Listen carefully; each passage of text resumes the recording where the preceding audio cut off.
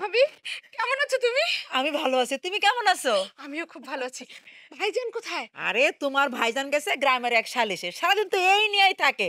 আগে ছিল মেম্বার, এখন নাকি সে চেয়ারম্যান হইব।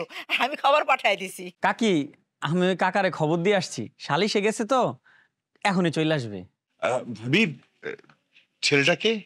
আরে ও আমার দেবরের ছেলে সেন্টু। ও তুই ভুলে গেছস? ও তো ছোট ছিল, এখন বড় হয়ে গেছে তো তাই চিনতে পারতেছস না। ভাবি তোমার মেয়ে না? দেখেছো কত বড় হয়ে গেছে, আবার কি লজ্জা পাচ্ছে দেখো। আরে তো লজ্জা পাস কেন? ও তো ছোট্ট পুপি। অনু সালাম কর। থাক থাক লাগবে না। কিসে পড়ছো মা তুমি? Inter second year. বাহ খুব ভালো। তোমার পায়ে কি হয়েছে? ব্যান্ডেজ কেন? আরে গ্রামের কোন এক দুষ্ট ছেলে ও সাইকেলে গাড়িতে ধাক্কা মারছে, পয়রা গিয়া পায়ে ব্যথা পাইছে। না ওই ছেলে তো। মা মা, আমি এখানে কতক্ষণ দাঁড়িয়ে থাকবো? ভাবি আমার ছেলে না বাহিরে রয়ে গেছে, আমি একদম ভুলে গেছি। ও না কাদায় একদম মাখামাখি হয়ে গেছে, লজ্জায় ঘরের ভেতরে আসছে না। তুমি একটু কাউকে পাঠাও না ওকে একটু ফ্রেশ ট্রেশ করে নিয়ে আসার জন্য। আরে আমাদের বাড়ির ভাগিনা কিনা বাইরে দাঁড়ায় আছে। অনু তুমি কথা এখন বললে হইলো? হ্যাঁ সেন্টু শিরিন, যা তোরা ওরে নিয়ে ভালো করে গোসল করে ধোয়া তারপর নিয়ে আয়, ঠিক আছে? আসুন আসার সময় লাগেজ টাগে সব নিয়ে আসবি, যা। এই কথাটা আগে বলবো না? বাড়ির ভাগিনা বাইরে। আসো আসো ভাই সাহেব, আসেন আসেন আসেন। আসেন বে, আসেন আসেন বে, আসেন আসেন। হয়ে আসলাম।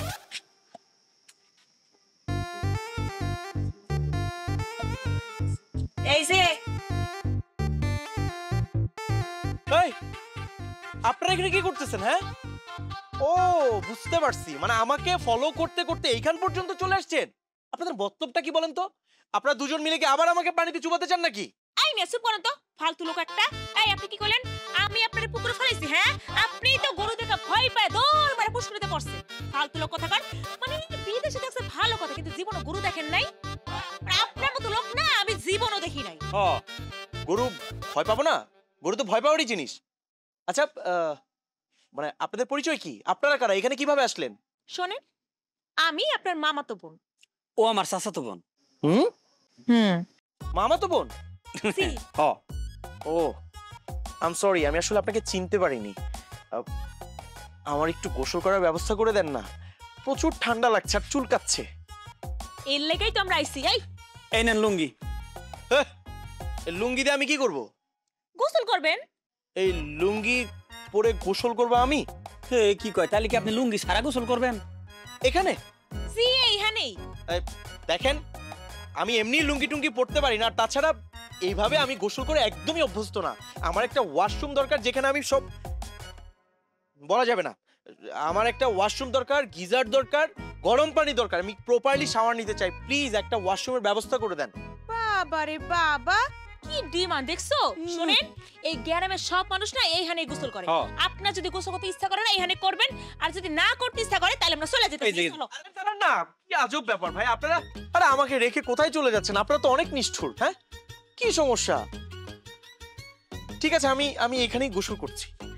আচ্ছা সেন্টু ভাই, পানি কি ঠান্ডা নাকি গরম? ঠান্ডা। ও ঠান্ডা না ভাই, একটু গরম পানি হবে, ঠান্ডা লাগছে। যাইবো না কেন? অবশ্যই যাইবো। তাই চুলাটা জ্বালাইয়া পানিটা গরম কইরা তারপরে দিতে হবে, সেই জন্য 1 ঘন্টা সময় লাগবে। 1 ঘন্টা? হ্যাঁ, থ্যাংক ইউ। ঠান্ডা পানি দিয়ে করে নিচ্ছি। এই তো লাইনায় পড়ছে। সেন্টু ভাই যাও তো, কলা সাইডা দাও। যাও যাও। তো এগুলো আমার কাছে, তো এগুলো আমার কাছে। আমি ঢাইলে দিব না? It's okay.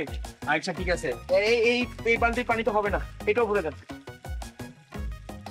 এটা শেষ করেন, এরপরে এটা আমি বলতাছি। আগে ঢালে নেই, তারপর ওইটা।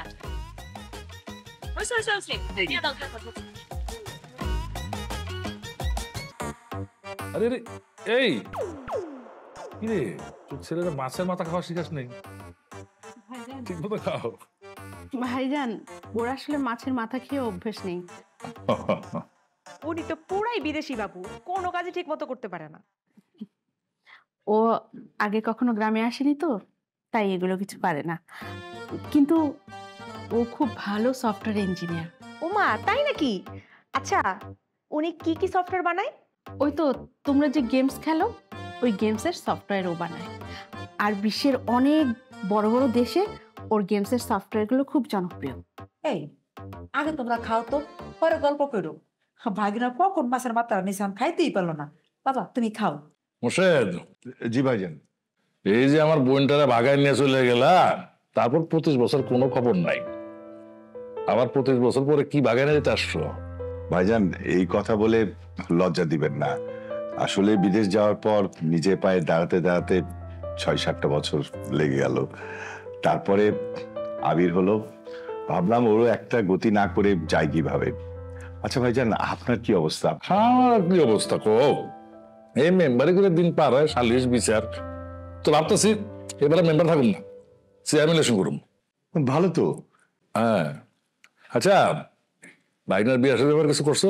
ভাইজান আমি তো চাচ্ছি, কিন্তু ও রাজি হচ্ছে না। বিদেশে সম্বন্ধ অনেক আসছে, সবাই চাপাচাপি করছে, কিন্তু ছেলে বলছে যে ও আরো কিছুদিন সময় চাই।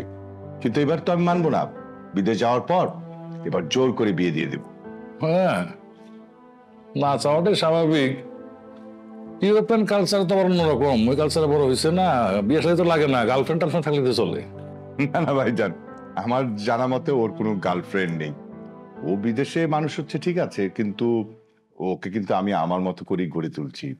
আচ্ছা ভাই, আমার শিন মামনির কি অবস্থা? আরে আমার মাইয়া সেটা তো চান কপাল, একবার সোনার টুকরা একটা ছেলে পাইছি বুঝছো। এই আমার রানিং চেয়ারম্যানের ছেলে, একমাত্র ছেলে। এই বিকেলবেলা কথা ফাইনাল করে আসলাম, খুব তাড়াতাড়ি সম্বন্ধ হয়ে যাবে গিয়া। বাহ ভাইজান, আমরা যেহেতু চলে আসছি, আমরা কিন্তু শিন মামনির বিয়েটা খেয়ে তারপরে যাব। অবশ্যই অবশ্যই। কি খাওয়া দাওয়া শেষ হয়নি এখনো? তুই আসছিস, খুব ভালো হয়েছে, খাইতে বল। না, আমি খাই ফেলছি। আমি আরো ভাবছি আবিরের খাওয়া দাওয়া শেষ হইলে পরে নিয়ে পুরা গ্রামটা ঘুরে দেখামো। এত রাতের বেলা বাইরে যাবি? ঠিক আছে যাবি, যখন বেশি দূরে যাইস না। আচ্ছা ঠিক আছে।